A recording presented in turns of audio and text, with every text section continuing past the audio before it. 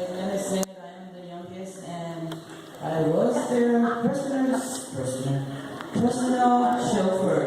Wherever you saw my mom and dad, I was there holding her purse or her in the basket.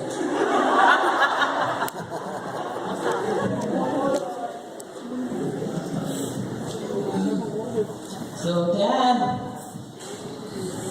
oh my dad. Daddy, I love you so much. You was my rock. You made me come home every day so I can see you. And Mom, you know, I know you always tell me about my going out and stuff, but it never failed. Every time I went to a party, I always came home with a basket. But Dad, you lived a good life. You took care of us so good. You fought your struggles. And now you're in a place. And I know wherever I go, wherever Mom go, family go, you're always with us. I love you, Dad.